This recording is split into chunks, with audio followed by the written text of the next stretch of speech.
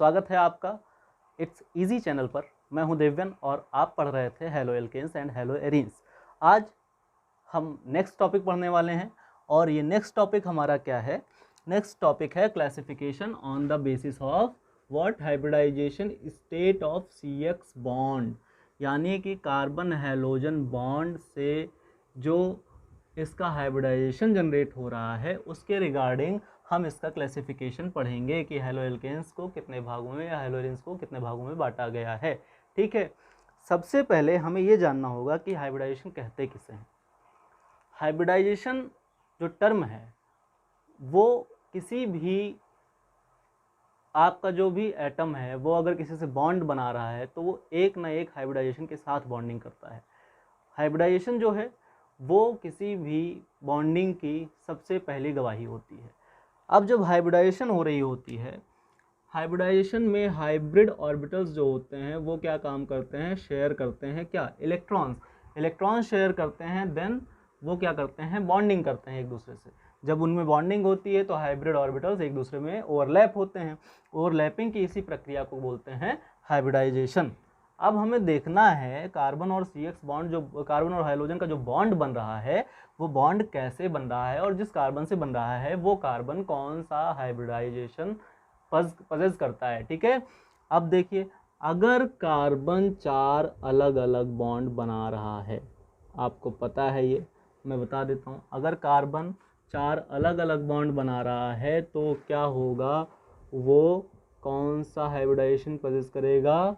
sp3। ठीक है, ध्यान रखिएगा, अगर वो 3 अलग अलग एटम्स से बॉन्ड बना रहा है तो उसका हाइब्रिडाइजेशन हो जाएगा sp2। ठीक है, यानी कि एक डबल बॉन्ड अगर उसने कहीं बना लिया तो sp2 हाइब्रिडाइजेशन होगा, ये कंफर्म जानिएगा। ठीक है, अगर वो ट्रिपल बॉन्ड बना रहा है कार्बन, ठीक है, और उससे आकर के कोई चीज़ जुड़ रही है तो फिर वो sp हाइब्रिडाइजेशन यानी कि लीनियर शेप को पजेस करेगा। ठीक है, ये एक ट्रिक है जो मैं आपको बता रहा हूँ। ठीक है, अगर वो 4 बॉन्ड बना रहा है then it is sp3 hybridisation. अगर वो 3 बॉन्ड बना रहा है, मतलब 3 एटम से जाकर के जुड़ रहा है, तो क्या होगा? वो sp2 हाइब्रिडाइजेशन दिखाएगा। और अगर वो किसी 2 ही एटम्स से जुड़ रहा है, किसी 2 ही अणुओं से जुड़ रहा है जाकर के और बॉन्डिंग कर रहा है, then it will be known as sp hybridisation. ठीक है, अब ये तीनों हाइब्रिडाइजेशन तो आपको समझ में आ गए। अब इन हाइब्रिडाइजेशन के आधार पे हम बांट कैसे रहे हैं इनको, देखिएगा।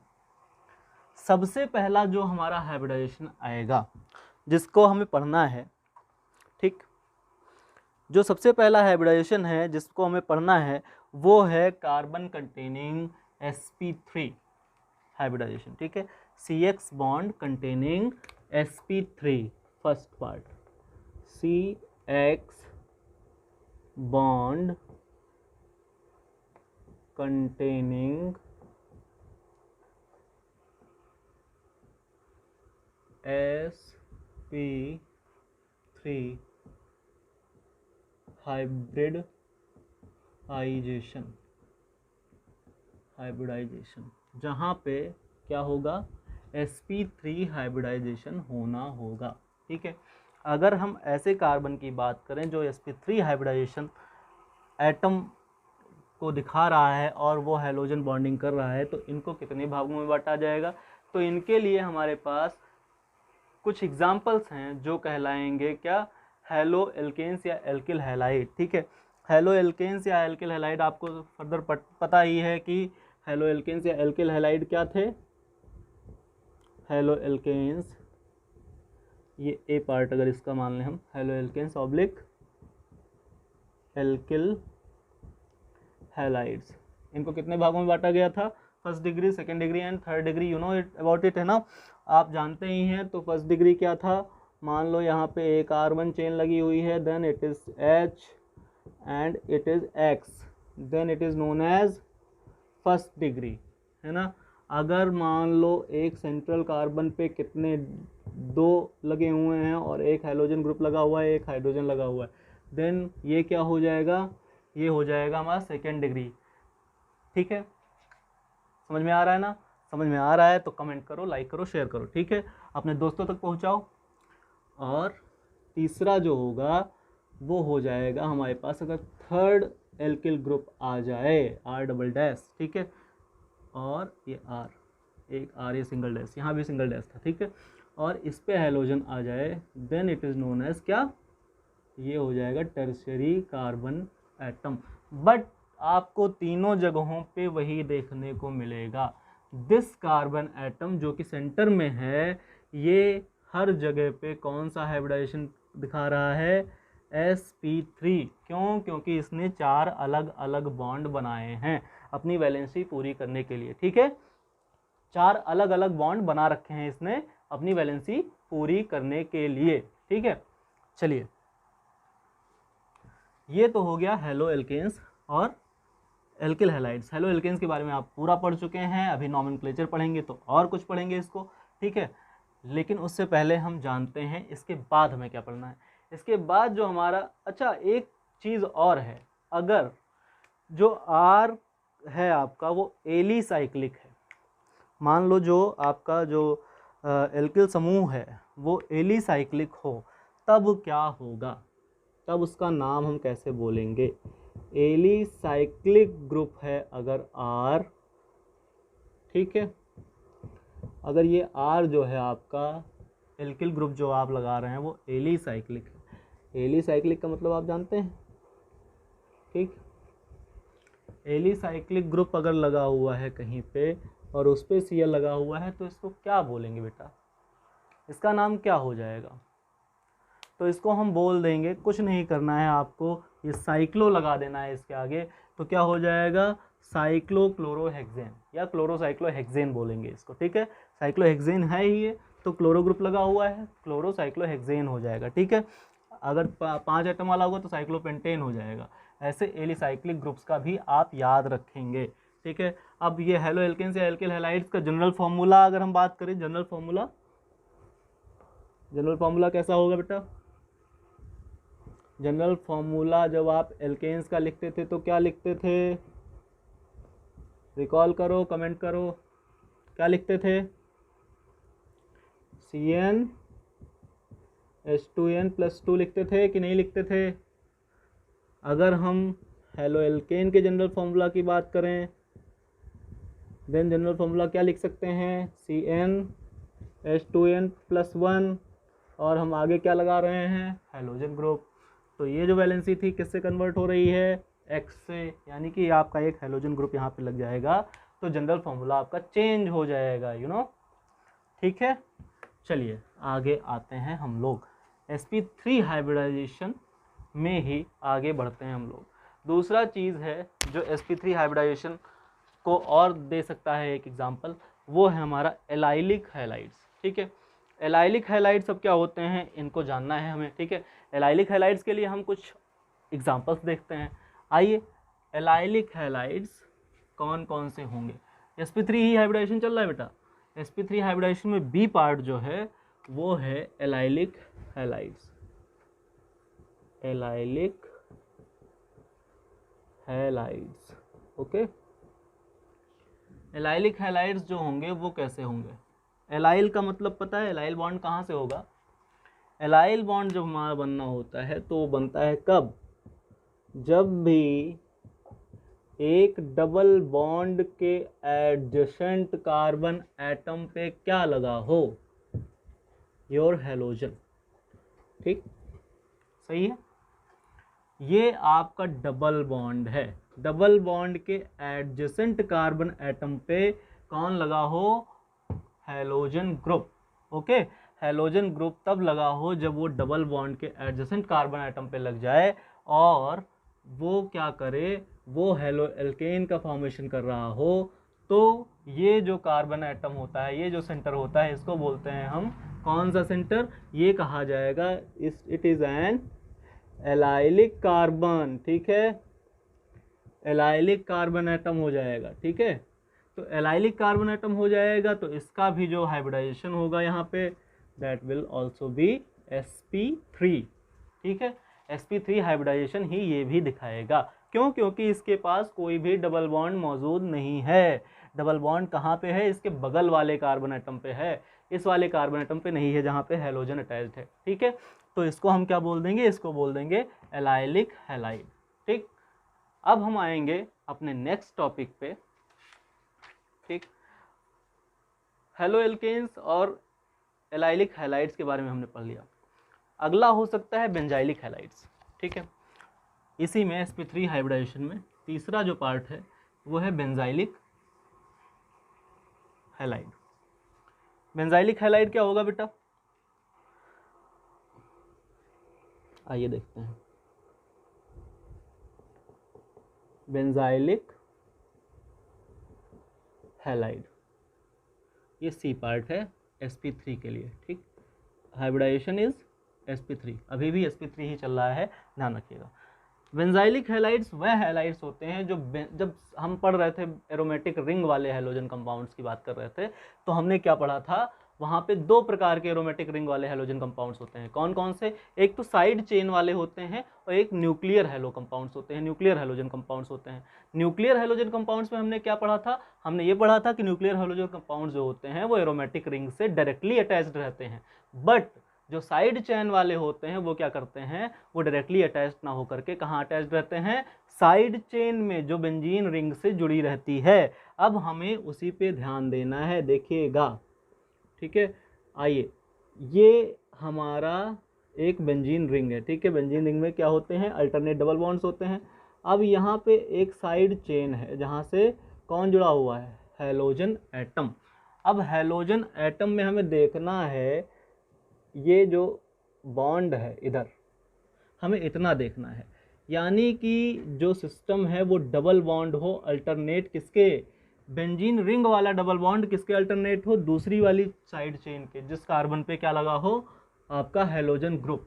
यानी कि वह कार्बन जो बेंजीन रिंग से एक तरफ जुड़ा हो, एक तरफ हैलोजन से जुड़ा हो, तो वो ऐसा कार्बन क्या कहलाएगा, वह कहलाएगा benzylic carbon atom, okay.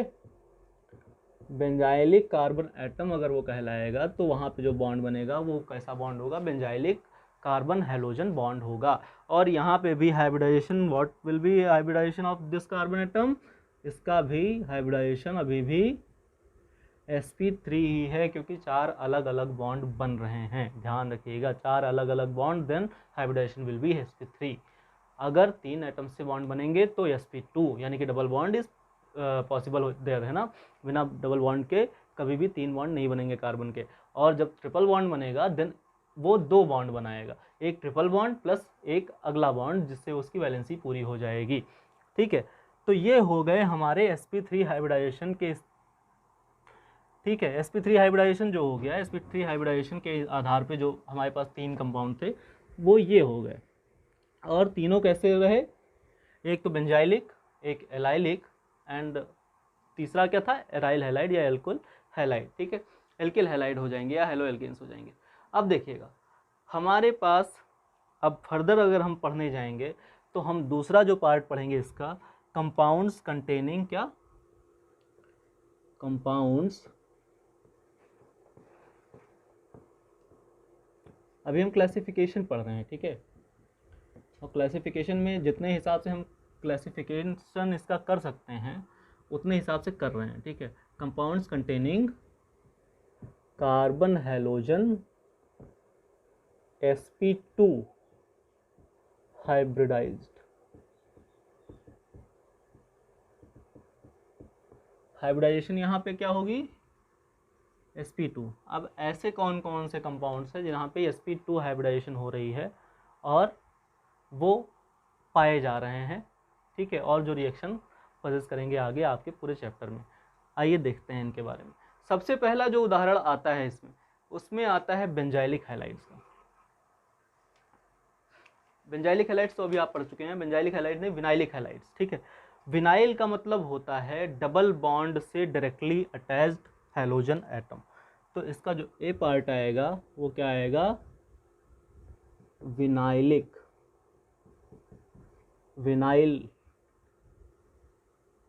Vinylic halides. Vinylic halides की बात अगर हम कर रहे हैं तो विनाइलिक हैलाइड्स में कुछ नहीं होता है बेटा, बस इतना होता है कि ये जो डबल बॉन्ड होता है जिस भी कार्बन एटम पे लगा हो वहीं से डायरेक्टली एक क्या Cl ग्रुप या हाइड्रोजन ग्रुप आपका अटैच्ड होता है, ठीक है। तो ये हम कह देंगे ये विनाइल सेंटर है, ये विनाइलिक कार्बन एटम, ठीक है, विनाइलिक है। और विनाइलिक है तो यहाँ पे क्या हो जाएगा, कौन सा हाइब्रिडाइजेशन, sp2 हाइब्रिडाइजेशन पजेस करेगा, ठीक है। इसके कई सारे एग्जांपल्स हो सकते हैं, जितने भी आप करते जाइए, बट ये होना चाहिए हाइड्रोजन एटम वहीं पे लगा होना चाहिए जहाँ पे डबल बॉन्ड लग रहा है। अगर उसके बगल वाले में लग गया तो sp3 हाइब्रिडाइजेशन आ जाएगा, ये आपको ध्यान रखना पड़ेगा। तो एलाइलिक, बेंजाइलिक या जो भी आप डबल बॉन्ड वाले जितने भी हैं इनको आप करते हुए ध्यान में रखिएगा, ये एलाइलिक और विनाइलिक में अंतर होता है। एलाइलिक का मतलब बगल वाले कार्बन एटम पे लगा हो, और विनाइलिक का मतलब है उसी कार्बन एटम पे, सेम कार्बन एटम पे जिस पे डबल बॉन्ड बन रहा हो उसी पे लगा हुआ हो, ठीक है। इतना ज़रूर ध्यान रखना है आपको, अगर ये आपने मिस्टेक की तो बहुत बड़ी गलती कर सकते हैं आप रिएक्शन करते समय, ठीक है। चलिए, विनाइलिक हो गया, फिर एराइल हैलाइड्स की बात कर लेते हैं इसमें। ये विनाइलिक हैलाइड्स हो गए, दूसरे हो सकते हैं हमारे, क्या हो सकते हैं भाई, एराइल हैलाइड्स। एराइल हैलाइड्स किन्हें बोलते हैं, एराइल हैलाइड्स, ठीक, बी पार्ट इसका है sp2 वाले का, एराइल हैलाइड्स। एराइल हैलाइड्स में आप जानते ही हैं कुछ करना नहीं है, there is a alternate double bond, है ना। अल्टरनेट डबल बॉन्ड पे ही कौन जुड़ जाता है, हैलोजन ग्रुप डायरेक्टली अटैच हो जाए। तो वो ये देखिए, ये डबल बॉन्ड, ये कौन जुड़ गया, उसी वाले कार्बन एटम पे कौन जुड़ गया, आपका हैलोजन एटम। इसको क्या बोलते हैं, इसको क्लोरोबेंजीन बोलते हैं ना, क्लोरोबेंजीन, ठीक है। अगर 2 लगा होता तो 1,2 डाइक्लोरोबेंजीन, ठीक है। जिस भी पोजीशन पे लगा होता है उस पोजीशन के रिगार्डिंग इसका नॉमेनक्लेचर करते हैं हम। तो ये हो गया आपका एराइल हैलाइड, sp2 हाइब्रिडाइजेशन के हिसाब से एराइल हैलाइड हो गया। और कौन सा हो गया आपका, विनाइलिक हैलाइड हो गया। देन अगला हम देख सकते हैं, एक छोटा सा टॉपिक और बच रहा है यहाँ पे इसी क्लासिफिकेशन के रिगार्डिंग। क्लासिफिकेशन ऐसा हो जाए जब ये sp हाइब्रिडाइजेशन हो जाए। sp हाइब्रिडाइजेशन के लिए क्या चाहिए बच्चों, sp हाइब्रिडाइजेशन के लिए किसकी रिक्वायरमेंट होगी, एक ट्रिपल बॉन्ड की, यस वेरी गुड, एक ट्रिपल बॉन्ड की रिक्वायरमेंट होगी बिटवीन द कार्बन एटम, ठीक है। और उस ट्रिपल बॉन्ड से कौन जुड़ जाए, आपका ये जो मेन कंस्टिट्यूएंट है आपके पूरे चैप्टर का, हैलोजन। हैलोजन का पूरा जो ग्रुप है वो मेन कंस्टिट्यूएंट है इस चैप्टर का, प्लस हाइड्रोकार्बन से मिक्स होकर के ये बन रहे हैं, ठीक है। आगे पढ़ते पढ़ते हमें बहुत सारी रिएक्शंस पढ़नी है इनकी। तो देखिए, अब हम कंटेनिंग sp हाइब्रिडाइजेशन, यहाँ पे देखिए इस कार्बन के कितने कितने लोगों से पार्टनरशिप हो रही है, 1 + 2, 2 ही लोगों से पार्टनरशिप हो रही है ना। तो देन sp एक s से एक p से, एक s ग्रुप से जुड़ा हुआ है दैट इज सिग्मा बॉन्ड, और p पाई बॉन्ड बन रहा है, ठीक है, p वाले से ऑर्बिटल से, तो 3 बॉन्ड बन रहे हैं एक ही जगह पे। तो sp हाइब्रिडाइजेशन हो गया, ठीक है। और इसका शेप जो होता है लीनियर होता है sp हाइब्रिडाइजेशन में हमेशा, या आप ये CPR में पढ़ चुके हैं, अगर पढ़ा हो तो 11th पढ़ के आए हैं तो sp हाइब्रिडाइजेशन आपने पढ़ा होगा, ठीक है। चलिए, तो ये जो आपका जो भी sp हाइब्रिडाइज्ड एटम होता है, कार्बन एटम, उससे अगर जा करके आपका हैलोजन ग्रुप जुड़ता है तो उसको हम बोल देते हैं ऐसे कंपाउंड्स जिनके पास CX बॉन्ड है sp हाइब्रिडाइजेशन वाला। और इसका एग्जांपल क्या हो जाएगा बेटा, इसका नाम क्या होगा बताओ, ये हो जाएगा हेलो इथाइन, ठीक है, हेलो इथाइन। अब यहाँ पे क्लोरो इथाइन हो सकता था, ब्रोमो इथाइन हो सकता था, आयोडो इथाइन हो सकता था, कुछ भी हो सकता था, ठीक है। तो इस प्रकार से हम क्लासिफिकेशन को लगभग खत्म कर चुके हैं, ठीक है। अगला टॉपिक हम इसका नॉमेनक्लेचर पढ़ेंगे, ठीक है। हेलो एल्केन्स को बनाने की विधि आप जानते हैं, एक हाइड्रोजन को निकालना है और X को ऐड करना है, यानी हैलोजन ग्रुप को ऐड करना है, ठीक है। नेक्स्ट वीडियो में हम आपको पढ़ाएंगे नॉमेनक्लेचर ऑफ हेलो एल्केन्स, ठीक है। नॉमेनक्लेचर ऑफ हेलो एल्केन्स हमें नेक्स्ट टॉपिक पढ़ना है। अब उसको पढ़ने के लिए हमें थोड़ा सा इंतज़ार करना पड़ेगा, बट इसको शेयर करिए, और जितने फ्रेंड्स आपके नहीं देख पा रहे हैं उनको ज़रूर भेजिए ये वीडियोज़, है ना, ताकि उनका भी कोर्स कवर होता रहे। चलिए